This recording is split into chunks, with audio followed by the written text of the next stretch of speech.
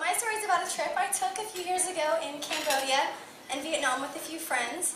So I just like to tell you a little bit about myself. I'm really prude in the way where, I'm that person that says ew in Shrek when Shrek and Fiona kiss.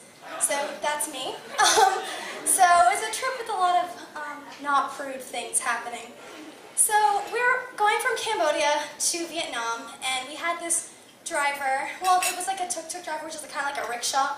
So he was kind of our driver for the whole 3 days we were there, and he's a cute guy, but like cute, like we want to squeeze his cheeks, not cute like when guys want to be called cute.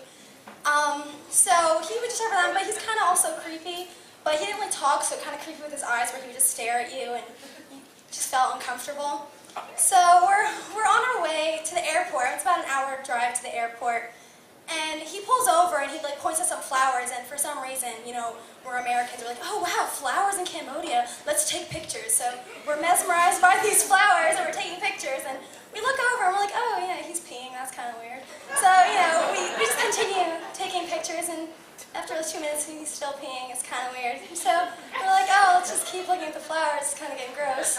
And, we look over again, he's not peeing and he's doing horrible things. And so we're like, oh great, wonderful. I'm freaking out, and we have a whole hour with him to the airport.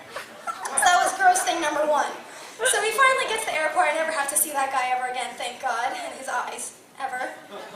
So we're in the airport, and the four of me and my 3 girlfriends were going through security, and I was traveling with one of my friends who's from Bahrain, and probably no one's heard of it. It's a teeny tiny country right next to Saudi Arabia.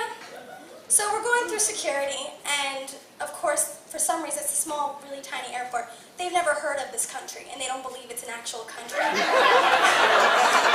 So we had enough trouble with her being, Middle Eastern, unfortunately. But besides that, they don't know where her country is. So we're pulling out a map, showing them the country, trying to prove to them that it is a country, showing them their passport.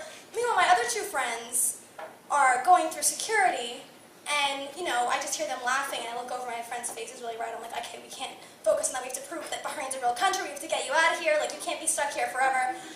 So then, after we finally get her through, we go and see why my friend's face is so red, and we see the security guy, the guy that you go through security, I don't know, I guess it's TSA here, I don't know what it would be called there. He's holding a vibrator, which I didn't know she had. I was sharing a room with her for 5 days, did not know she had that. So he's holding a vibrator and, turning it on and off, doesn't know what it is, passing it around to everyone in the airport, trying to figure out what this is. And I'm just like, oh my God, this cannot be happening. And my friend keeps saying, it's a massager, it's a massager.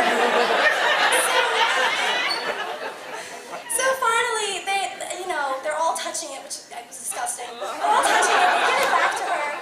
We all go back, we're all laughing, and we leave, we go back home, and to this day, I don't know when she used that vibrator and why she needed it for a 5-day trip.